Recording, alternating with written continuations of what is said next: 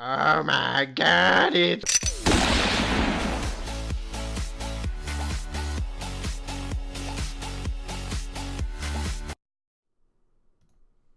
What's up, people of the internet? My name is Hondro, and I am seated here again today with my friend Forrest, aka Funky Dude One. How you doing, brother? Good, man. Another busy weekend. Yes. Holiday weekend. Yes, this has been Chaos.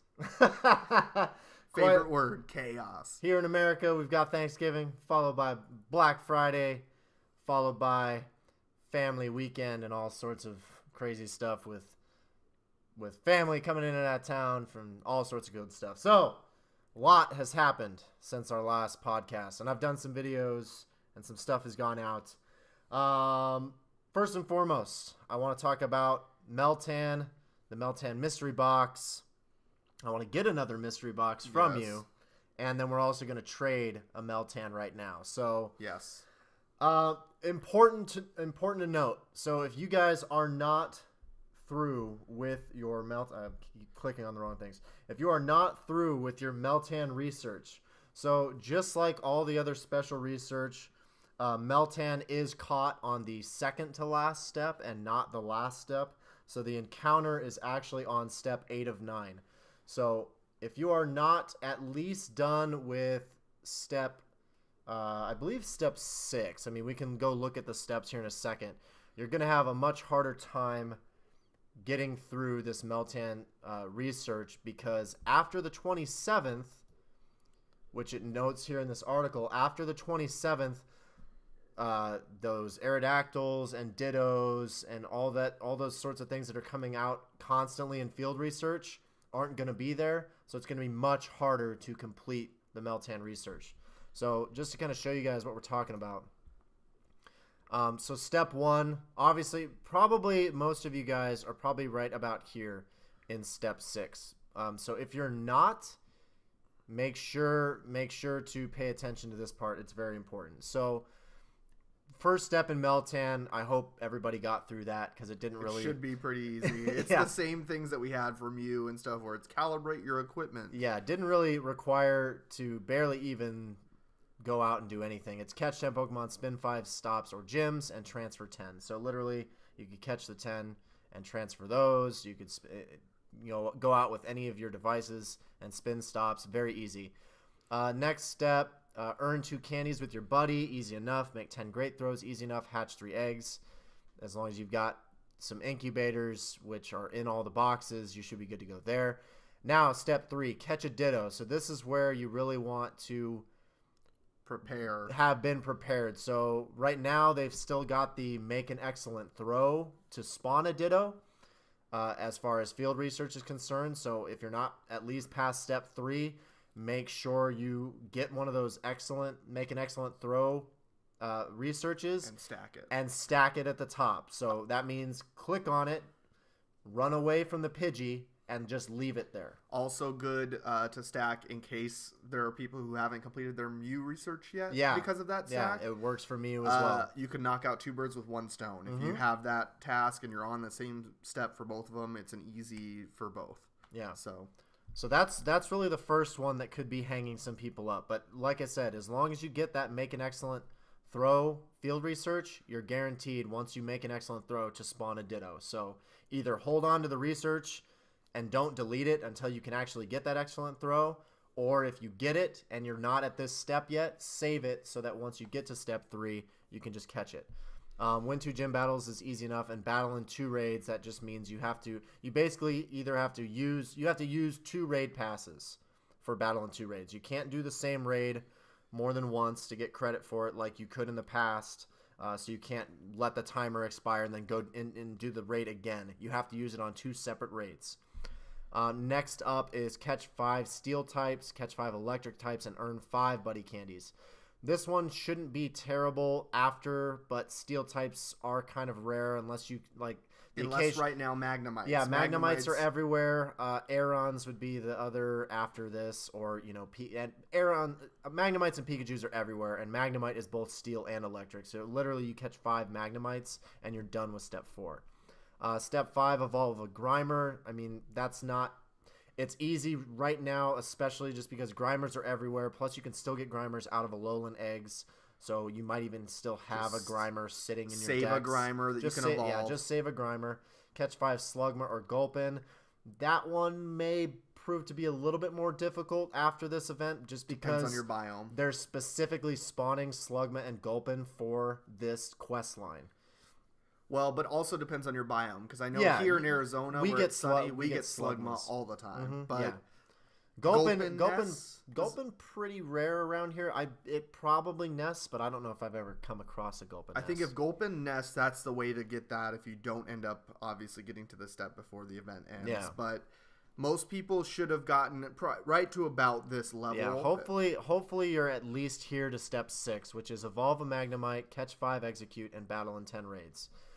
Now, I know there were folks complaining about the Battle in 10 raids in particular because it does require you, just like in the Battle in 2 raids, you do have to do 10 separate raids. So it kind of hurts free-to-play players, but if you've been going at this quest since it came out, you should be really close. And then, in addition to that, if you look at the rewards for Step 7, you actually get 3 premium raid passes. So even if you have to buy a box to get a couple of raid passes in order to complete the Battle in 10 raids, it'll be worth it because you're going to get 3 raid passes right back after you complete the next step.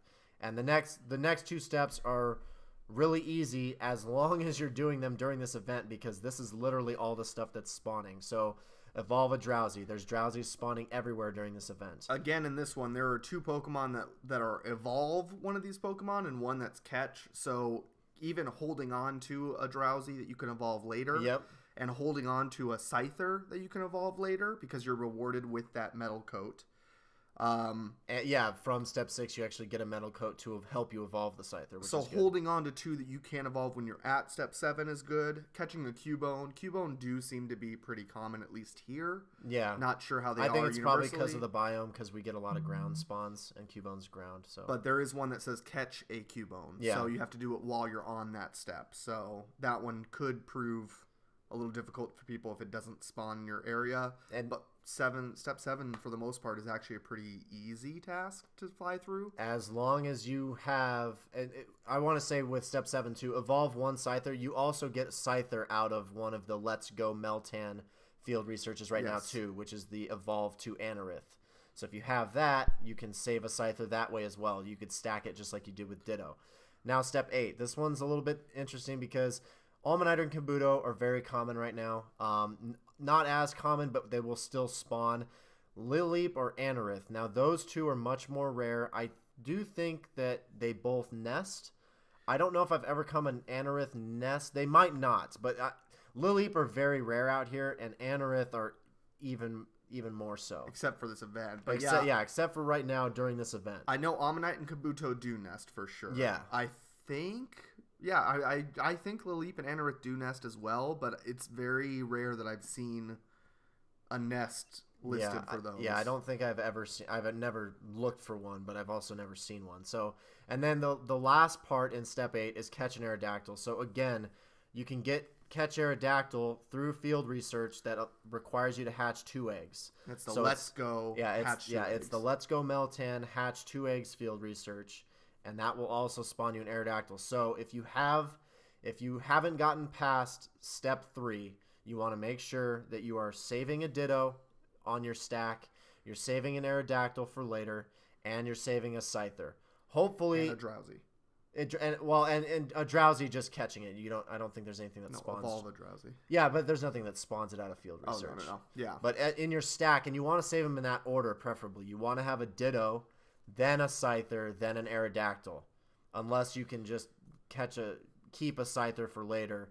But you actually have to catch a Ditto and catch an Aerodactyl. So at the very least, if you're not past those steps, have a Ditto as your first one in the stack, and then follow it up by an Aerodactyl somewhere later. So as long as you have those stacked, you should be good to go. It might prove a little bit more difficult, but if you have those stacked, that should be the very easiest way. For me, I've actually just been sitting on my Meltan because I'm already at the point where I can catch it, but I've just been waiting because I kind of want to make a video of it and do some stuff. So I've just been waiting. No real rush. Let's go ahead and get that mystery box going. Awesome. So I will boot my game up because I have my game here. It should already be searching for it. So searching, and then what I need to go into my Pokemon. I need to hit this. Transfer me a Pokemon, man. And then you wanted. Did you want any of this other stuff? Just an Oddish right now. Okay. That's fine. Send to the Switch. And this was because I gotta turn my Bluetooth on. Because our game in our Meltan box reached 0 again in your items, it'll say that there's a countdown. As soon as it reaches 0, should I show that real quick? Yeah, as soon as it reaches 0, to refresh the box, you have to send another Pokemon into Pokemon Let's Go. Yeah, so we did this a week ago. So right now my mystery box is at 0. So that means I can go in here, search for connect to Forest Switch, send him a Pokemon that is from the Kanto region, and then make sure my Bluetooth's on. His is on. Searching. Let me go like this and make sure it's good because it did fall asleep. Searching for Nintendo Switch. There we go. His account's been found. I'm going to receive that Pokemon. Oh, yes. And he should get the glorious screen I got again. My Oddish Candy, Pokemon sent. Hit OK. His 100 experience points. Get that whopping Hundo XP mystery box now available. Open the mystery box in your bag for a mysterious effect. So then later on, after we're done recording, we'll go mess around and get more Meltans. Do you want to trade that Meltan in Pokemon Go really quick? Yes, and then we are going to trade one of our crappiest Meltans that we achieved during our last go around. So out of our mystery box, he ended up getting 9 of them. I ended up with 10. So we're actually going to trade right now and see if we can get a better Meltan. And it is a special trade. So you can only do one. Same rules apply. You can only do one, even though we both have it in our decks. Just making sure. Okay, this is the one I wanted to trade. Let's see. Hopefully better IVs and hopefully lucky. So let's see what happens. The moment of truth. Double confirmed. Let's see. So let's see what happens. They're in the balls.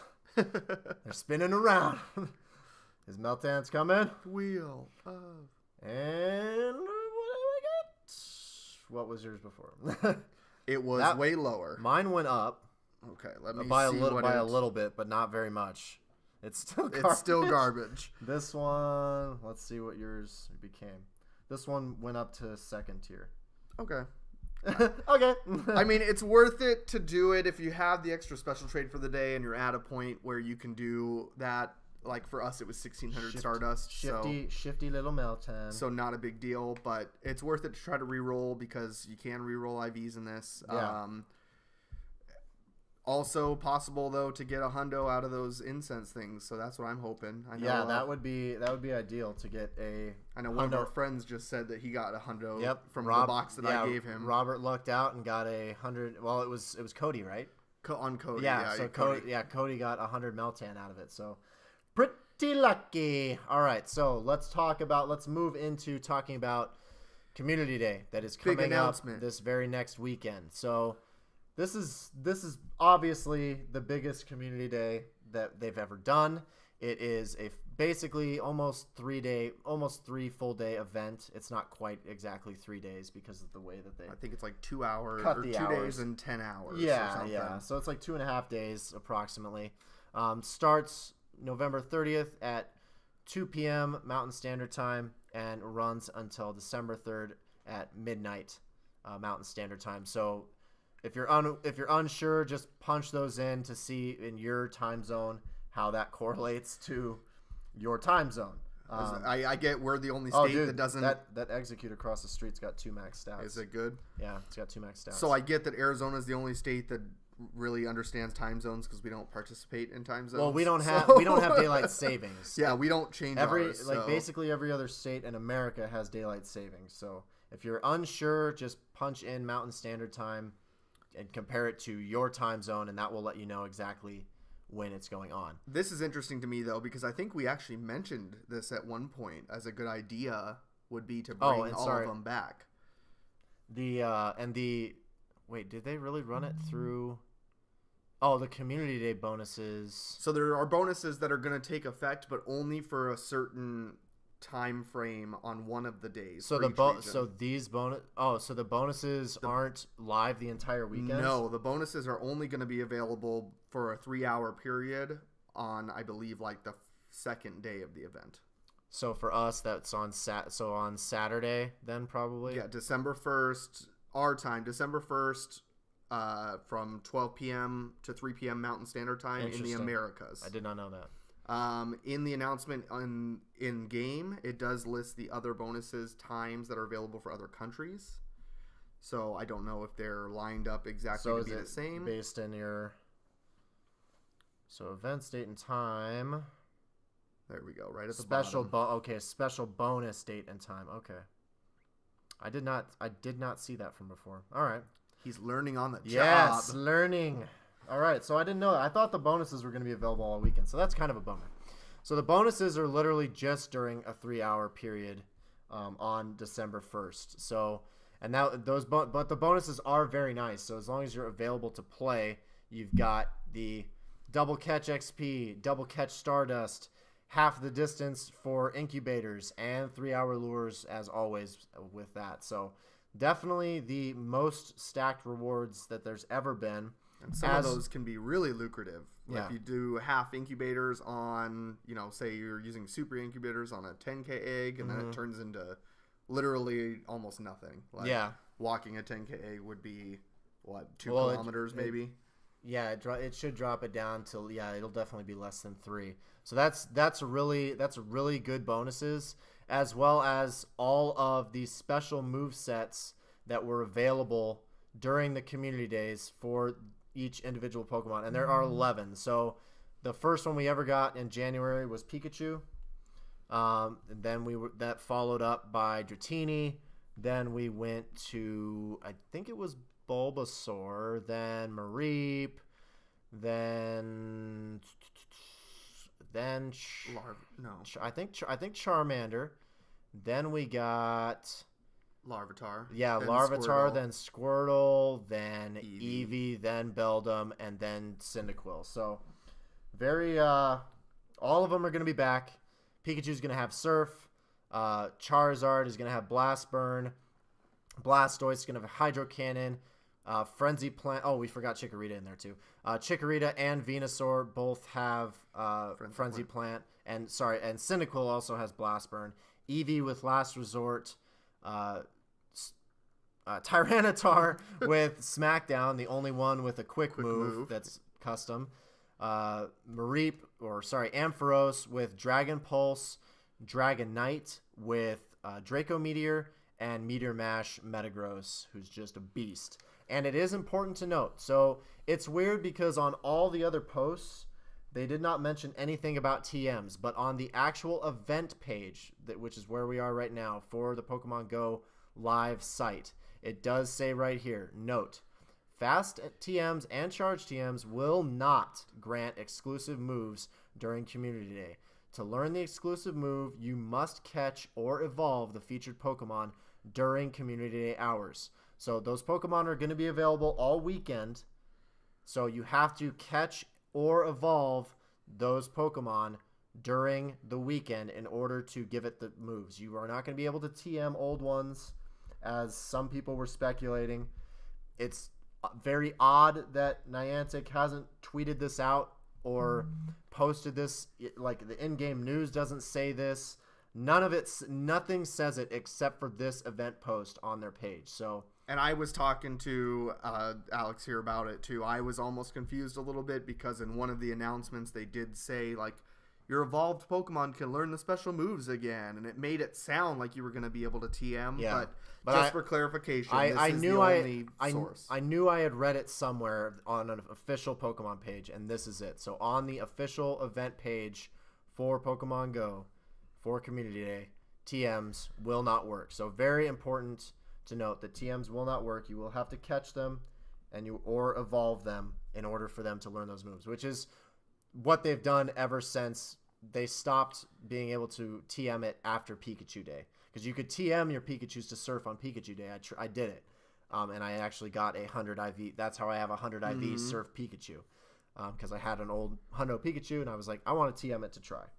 This is really good, though, for those who missed out or even missed out on some of the moves, because now is a perfect time if you have extra shinies or any of these that you want to trade already between your friends. You can trade them to see if they turn lucky or get better IVs, because then you can have them ready to evolve. Figure all of your Pokemon and stuff out now as soon as possible, and obviously be catching them as this event's going on. But I'm definitely going to be evolving more Charizards for Blast Burn that I can trade to people, as well as definitely more Charizards, Larvitars, and Beldums. Maybe Dratinis if I catch some more. I don't have, because like Bulbasaur, Dratini, and Mareep, I caught very few shinies. But with Charmander, like I've already got like 15 Charmanders and 15 Larvitars and a ton of Eevees, obviously, and a ton of I got a lot of Beldums. So obviously I'll have more opportunities. But yeah, definitely the best opportunity you're ever going to have to evolve those Pokemon so that you can trade them, try to get lucky, and have or just re-roll IVs in general and just get a better version of the Pokemon that you currently have. And that kind of leads us into the next thing. So they tweeted this out, and then literally an hour later, I as soon as they tweeted out this community day, I posted on the Twitter. I was like, yeah, can we get some more storage to go along with this? Because he's been jonesing. I've been getting wrecked since before Squirtle Day in the summertime. I've been getting absolutely wrecked and have had no storage.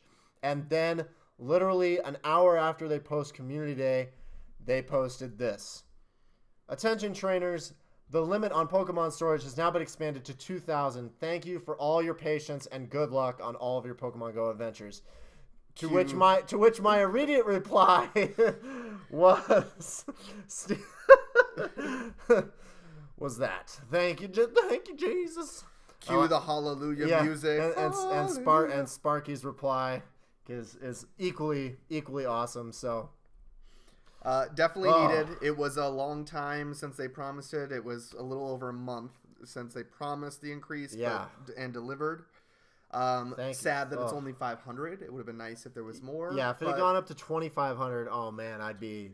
But we'll take what we can get right now. Hey, 500 is I can actually play the game again the way I used to, because I can actually go out, like on Community Day, I can go quick catch everything, not have to worry about appraising and transferring stuff as I go. You were literally at like 4 spaces at one point. You were working with 4 spaces. Yeah, during the last Community Day, I ended up with like 2 or 3 spots left after all was said and done. I was like, oh my goodness, this is so bad. And I've had to delete, I've talked about this over and over again, but I've had to delete so many legendaries. I've been throwing away shinies at this point to make room for storage. So it's just like, thank you. Finally, like now I can play the game again with have some leeway to have actual fun in the game and not have to, if I want to go raid today, if I ended up getting a good one, I'm going to have to delete 5 or 6 other Pokemon to make room so I can keep raiding. So thank you, Niantic, for finally giving us storage.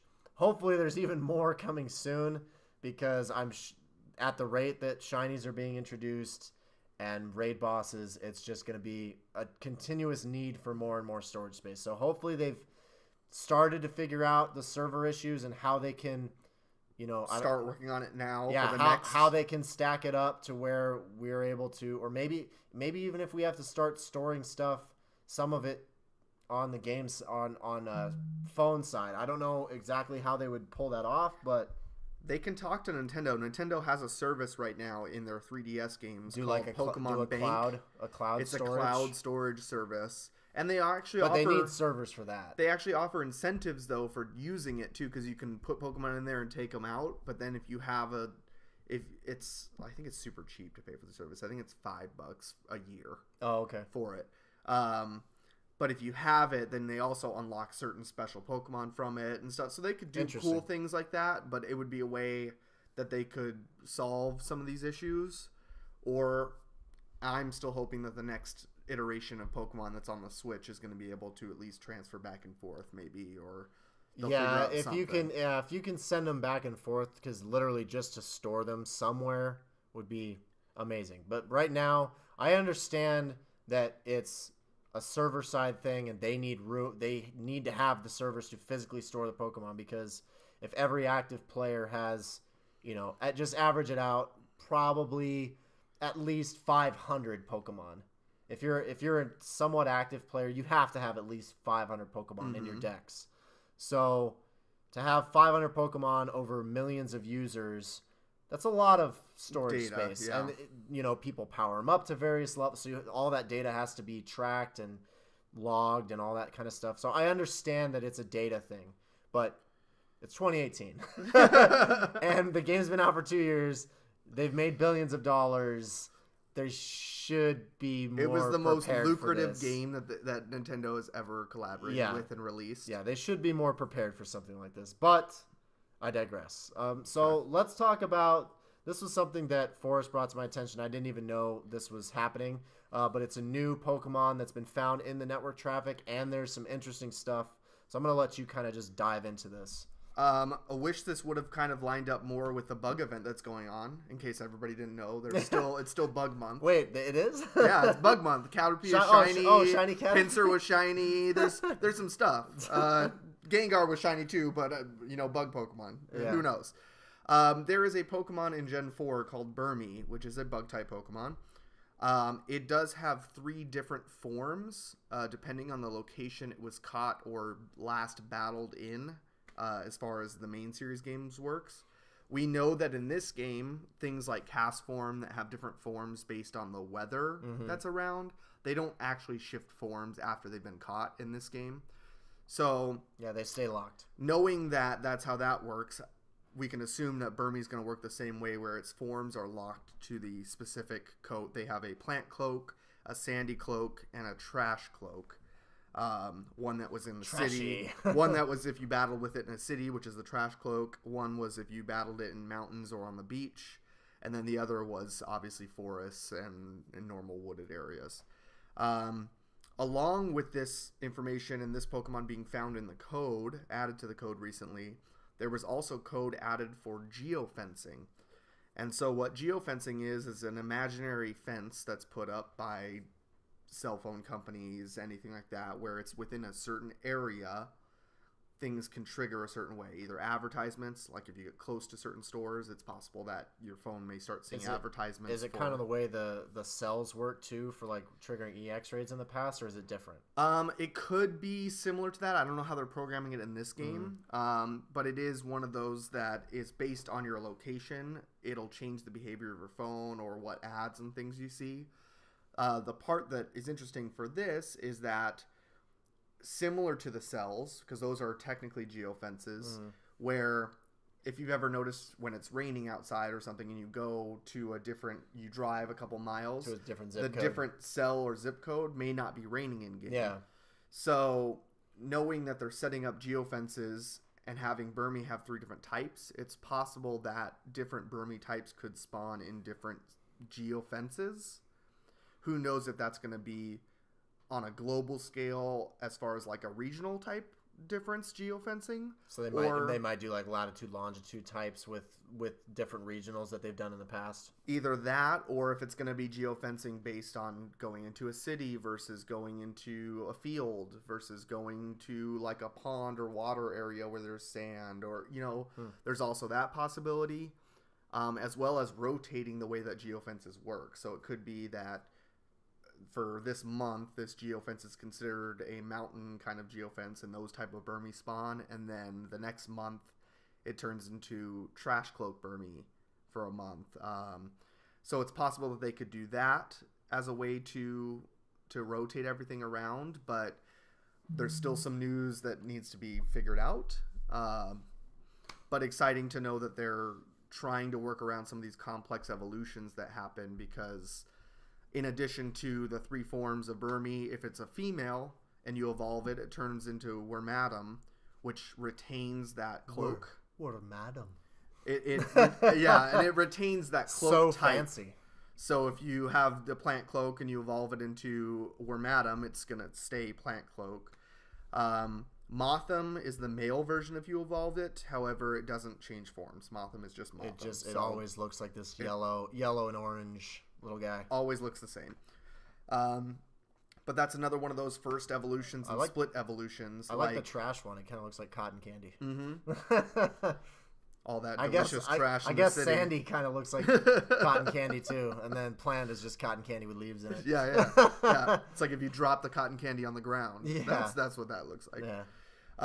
But that's the first of the split evolutions that's kind of coming out because we already know Ralts and its split evolution is there. It's coming up soon. We already know Snorunt's split evolution is coming. Mm-hmm. And was there one more that's male female that I'm missing? I don't remember. I don't know. Okay. Maybe those are the only two that I think I'm missing, but it's one of those interesting ones to note that's in the code, which means it's probably coming soon. Yeah, so we'll just have to wait and see. It's probably I imagine what they'll probably do is it will probably be regional. I don't know if they're going to I think they'll do it as regionals, honestly. It'd be nice if they didn't. Yeah, it'd be nice if you could actually go to the beach and get but I don't know how specific those cells are, you know? Like I just don't see them going to all that effort. It's already coded though, as far as areas. Yeah, you're right. They do have like the biomes they do have already like coded. City and they do have that coded. They could do it. And parks and water, like when you see on the map how it shows water in a park, like water on the map. They could do it. That would be cool because then that way everybody could get their hands on all three of these. And even if you're in a rural location, you may drive if you take a trip to the city, you'll be able to catch go into town, there you go, and stuff, or Yeah, so. there's definitely some possibilities. I think they'll probably, unfortunately, Niantic tends to disappoint a little bit, so I'm skeptical to say the least. But that pretty much wraps everything up that we wanted to talk about this week. Again, want to reiterate, if you are not done with your Meltan research, especially if you haven't gotten at least past step 3 where you have to catch a Ditto, go out there. Make an excellent throw quest, save it, stack it, then go get a hatch 2 eggs quest, save it and stack it. And then if you at least do those 2 things, it should still be relatively easy to get through this quest line. But just save your Ditto until you get to that step, and save your Aerodactyl until you get to that step. If you're not past step 3, you done messed up. You done messed up for this event. But I know there's people out there that don't play every day. There's people out there that are super casual. So if that's all I can recommend. And make sure to get those field researches at least in your stack of field research before the 27th. So it is the 25th today when this is going live in the evening time. So make sure that you have that ready. And don't stress about if you do need to buy passes, 3 passes or whatever. Yeah, because you're getting 3 passes. You get 3 passes. So use your coins that you get from your gyms every day. Start putting a Pokemon in gyms and getting those 50 coins. Because at least if you save your Ditto and your Aerodactyl, you'll be all right. Yeah. All right, and then Community Day, 3-day event. 1 3-hour period during that 3-day weekend where we get all of these bonuses: the catch XP, catch Stardust, half distance in incubators, and 3-hour lures. So if you are, and remember that you can evolve these guys all weekend long to get their special moves. Pikachu obviously only learns Surf, so I guess you could evolve a Pichu to a Pikachu and learn, but going to Raichu, it will lose Surf. So if you want Surf Pikachus, either catch the Pikachus as is or evolve a Pichu to Pikachu. Everything else, you have to evolve to its final form in order to get the special move, with the exception of Eevee, which knows Last Resort on catch, and if you evolve it to any of its forms, it will also know Last Resort. But that's pretty much it for Community Day. And then, praise RNGesus, we've got 2,000 storage. And then, of course, we've got the Burmy added to the code, so look for those shortly. But yeah, guys, I want to thank you guys so much for listening and or watching. Big shout out to Forrest again for joining me today. As always, you are a wealth of Pokemon knowledge, both with Pokemon Go and especially with the core games. So thank you again, my friend. Oh, stop. And thank you for the Meltan box. Yeah, we're going to go catch some more Meltans. And that Meltan trade, so hopefully we'll get lucky and get some really good IV Meltans. Hondos, 1 each. Yep. So that's going to do it for today's podcast, you guys. Thank you so much. Stay tuned to my YouTube channel for Pokemon Go content. And until next time, I'm Loco Hondro. He's Forrest. And we'll see you guys later. Peace, Poke Trainers.